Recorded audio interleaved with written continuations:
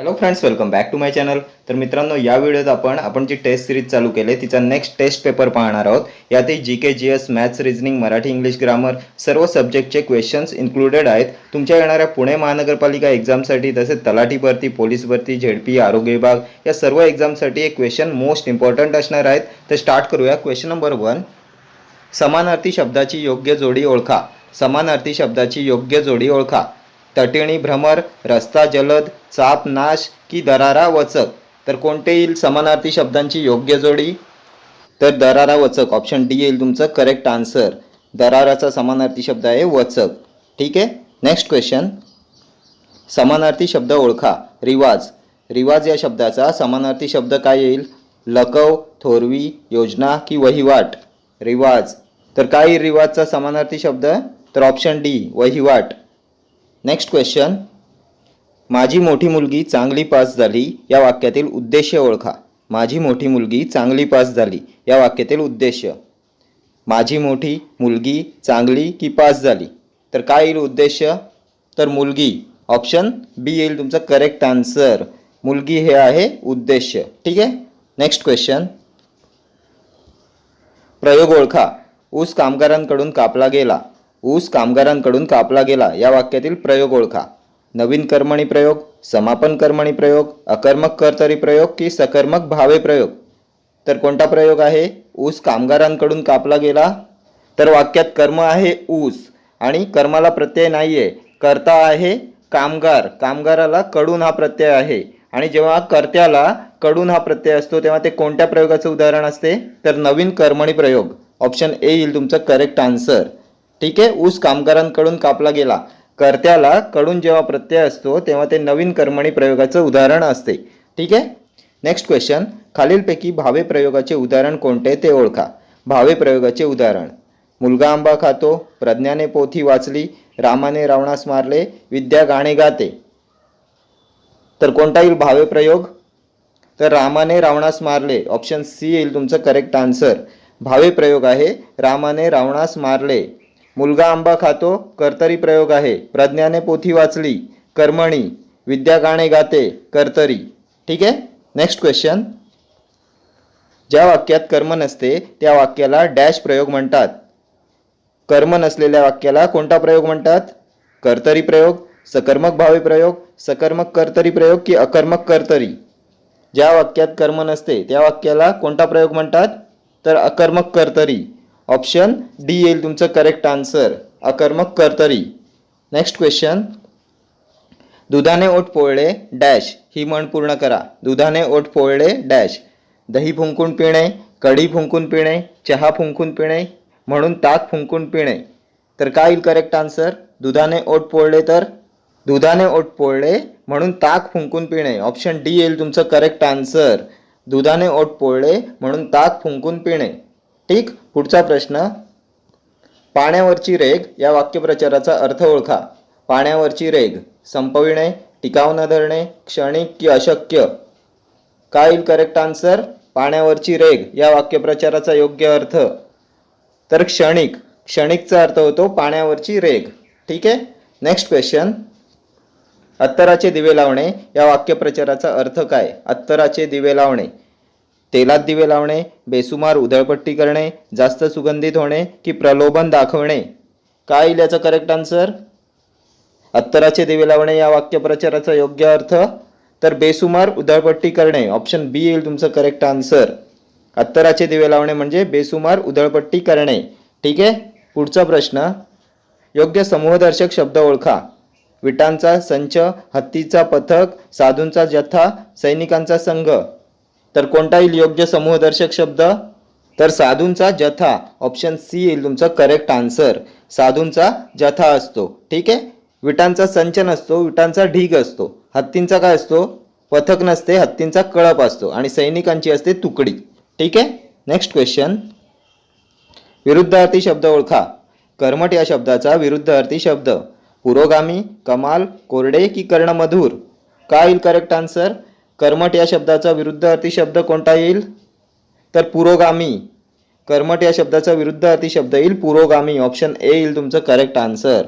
Next question, उन्हाळा आला आणि वेलीची पाने वाळून गेली.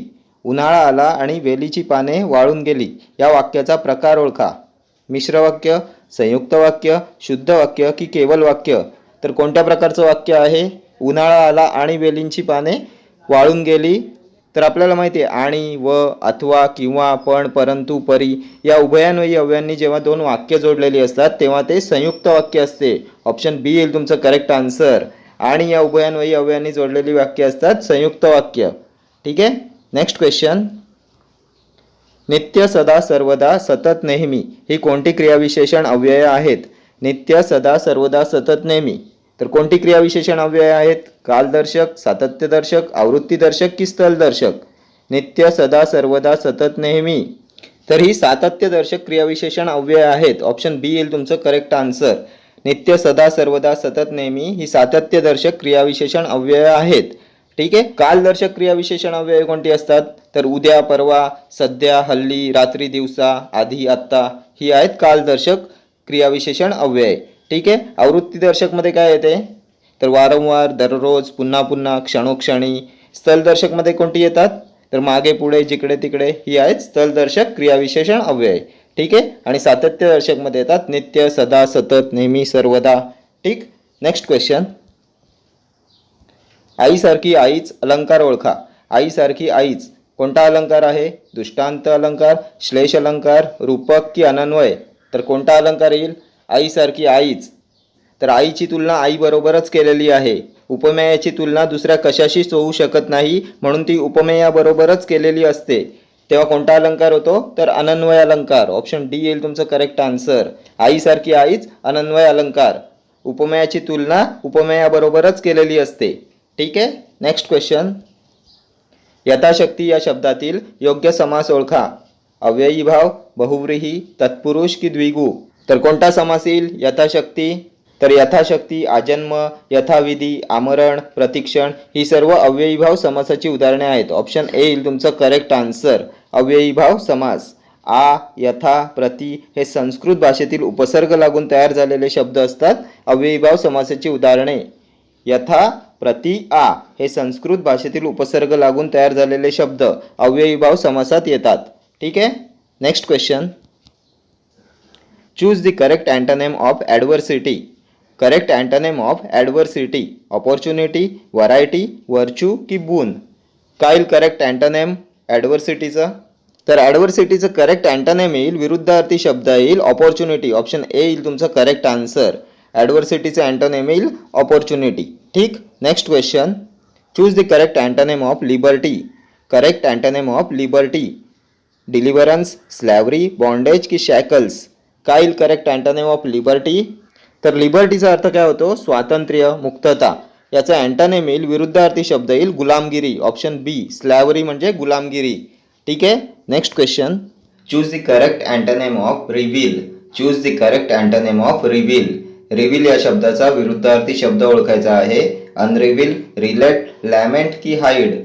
काय रिव्हीलचं करेक्ट अँटोनिम? तर रिव्हीलचा अर्थ काय होतो? उघड करणे. तर अँटोनिम येईल हाईड. हाईड म्हणजे लपवणे, रिव्हील म्हणजे उघड करणे. ठीक आहे. आणि लॅमेंटचा अर्थ होतो शोक करणे. ठीक. Next question. Choose the correct article. France is dash European country. France is dash European country. कोणतं करेक्ट आर्टिकल येईल इथे? ए, एन, दी की no article? France is dash European country. तर युरोपियनची सुरुवात जरी ई ने झालेली असेल, वोवेलने झालेली असेल, तरी युरोपियनचा उच्चार कसा आहे? तर यचा साऊंड आहे, कॉन्सोनंटचा साऊंड आहे, व्यंजनाचा उच्चार आहे. म्हणून ए युरोपियन कंट्री असं येईल. A European. France is a European country. युरोपियनची सुरुवात जरी ई या वोवेलने झालेली असेल तरी युरोपियनचा उच्चार यचा साऊंड आहे, कॉन्सोनंटचा साऊंड आहे, व्यंजनाचा उच्चार आहे, म्हणून ए युरोपियन. ठीक. पुढचा प्रश्न. Choose the correct alternative. Man is social being. A man is a social being. The man is a social being. Man is a social being. काय याचं करेक्ट आन्सर? तर मॅनचा उपयोग संपूर्ण मानवजातीसाठी केलाय. मॅनचा उपयोग संपूर्ण मानवजातीसाठी केलाय म्हणून मॅन पूर्वी कोणताच आर्टिकल येणार नाही आणि सोशल पूर्वी ए हे आर्टिकल येईल. मॅनचा उपयोग संपूर्ण मानव जातीसाठी केलाय म्हणून मॅन पूर्वी आर्टिकल येणार नाही आणि सोशल पूर्वी ए हे आर्टिकल येईल. Man is a social being is your correct sentence. Option D will be your correct answer. Man is a social being. ठीक आहे. नेक्स्ट क्वेश्चन आहे, don't go dash the wind you will face the music later. Don't go dash the wind you will face the music later. With, for, about की between. वाहवत जाऊ नका, you will face the music later. नंतर तुम्हाला त्याचे परिणाम भोगायला लागतील. फेस द म्युझिकचा अर्थ काय होतो? फेस द म्युझिकचा अर्थ होतो, या इडियमचा अर्थ होतो नंतर परिणाम भोगायला लागणे. तुम्हाला नंतर त्याचे परिणाम फेस करावे लागतील. Don't go with the wind. Option A येईल तुमचं correct answer. Don't go with the wind you will face the music later. वाहवत जाऊ नका, नंतर तुम्हाला त्याचे परिणाम फेस करावे लागतील. ठीक. Next question, if I dash a good match I would have got married. If I dash a good match I would have got married. Had found, have found, found की have. If I dash a good match I would have got married. काय याचं correct answer? तर conditional sentence आहे. एक part मध्ये if आहे आणि दुसऱ्या पार्ट मध्ये वुड हॅव V3 आहे. कंडिशनल सेंटेन्स आहे आणि एका पार्ट मध्ये इफ आहे आणि दुसऱ्या पार्ट मध्ये वुड हॅव प्लस V3 आहे. आणि जेव्हा दुसऱ्या पार्ट मध्ये वुड हॅव आणि V3 असते तेव्हा पहिल्या पार्ट मध्ये हॅड प्लस वर्बचं थर्ड फॉर्म असते. हॅड प्लस V3 असते. जेव्हा दुसऱ्या पार्ट मध्ये वुड हॅव V3 असते तेव्हा फर्स्ट पार्ट मध्ये हॅड प्लस V3 असते इफच्या सेंटेन्स मध्ये, कंडिशनल सेंटेन्स मध्ये. म्हणून करेक्ट आन्सर येईल, if I had found a good match I would have got married. If I had found a good match I would have got married. Option A येईल तुमचं correct answer. जर चांगला match भेटला असता तर लग्न केलं असतं. If I had found a good match I would have got married. ठीक आहे. Next question, he has been considered dash honest contestant in the competition. He has been considered dash honest contestant in the competition. कोणतं article येईल? ए an the की one. काय येईल याचं correct answer? तर honest. ऑनेस्टचा उच्चार कसा आहे? तर ओ चा साऊंड आहे, वोवेलचा साऊंड आहे, स्वराचा उच्चार आहे म्हणून आर्टिकल काय येईल? एन येईल. ऑप्शन बी येईल तुमचं correct answer. He has been considered an honest contestant in the competition.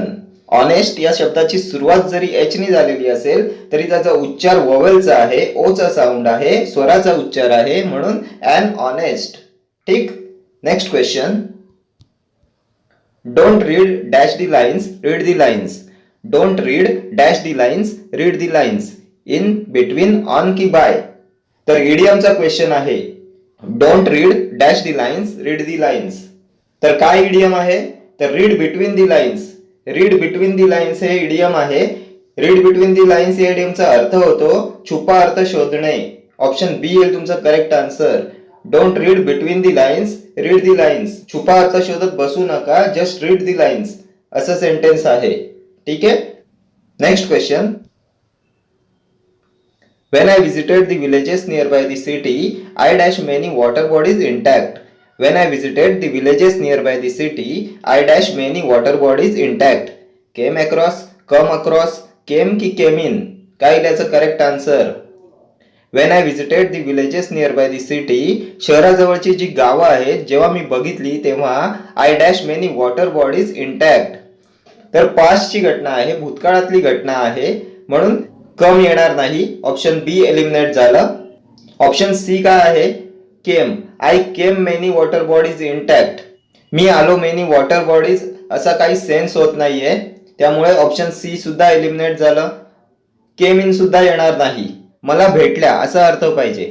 जेव्हा मी सिटी जवळच्या खेड्यांना व्हिजिट केली तेव्हा मला तिथल्या वॉटर बॉडीज म्हणजे नद्या, तलाव, सरोवरे तशीच्या तशी भेटली. काय याचं करेक्ट आन्सर? ऑप्शन ए येईल तुमचं correct answer. I came across many water bodies intact. When I visited the villages nearby the city, I came across many water bodies intact. मला तिथल्या वॉटर बॉडीज म्हणजेच नद्या, तलाव, सरोवरे जशीच्या तशी भेटली. When I visited the villages nearby the city. ठीक. Next question, don't walk so fast I can't keep dash with you. Don't walk so fast I can't keep dash with you. In, up to, up की on. काय येईल याचं correct answer? Don't walk so fast, I can't keep dash with you. तर ही पण एक phrase आहे, idiom आहे. कीप अप विथ अशी फ्रेज आहे. कीप अप विथचा अर्थ होतो एखाद्याच्या बरोबरीने प्रगती करणे, एखाद्याच्या बरोबर पुढे जाणे. Keep up with you. Don't walk so fast, I can't keep up with you. Keep up विथचा अर्थ होतो एखाद्याच्या बरोबरीने प्रगती करणे, बरोबरीने पुढे जाणे. ठीक आहे. सो ऑप्शन सी येईल तुमचं correct answer. Don't walk so fast, I can't keep up with you. Idiom phrases मध्ये तुम्ही काहीच करू शकत नाही, तुम्हाला ती इडियम किंवा फ्रेज पाठच पाहिजे. बरोबर. Next question. खालील शब्दांपैकी स्त्रीलिंगी शब्द ओळखा. तर कोणता येईल स्त्रीलिंगी शब्द? शरसंधान, फुलपाखरू, वस्ती की वसतिगृह? तर ते शरसंधान, ते फुलपाखरू, ते वसतिगृह आणि ती वस्ती. ऑप्शन सी येईल तुमचं करेक्ट आन्सर. स्त्रीलिंगी शब्द येईल वस्ती. Next question. विदुषी या शब्दाचे पुल्लिंग ओळखा. विदुषी या शब्दाचे पुल्लिंग. विदुषिण, विद्या, विद्वान की विदूषक? काय येईल विदुषी या शब्दाचे पुल्लिंग? तर विद्वान. ऑप्शन सी येईल तुमचं करेक्ट आन्सर. ठीक आहे. Okay friends, thank you for watching this video. See you in the next video. Till then, do like, share, comment and subscribe to my channel. Thank you.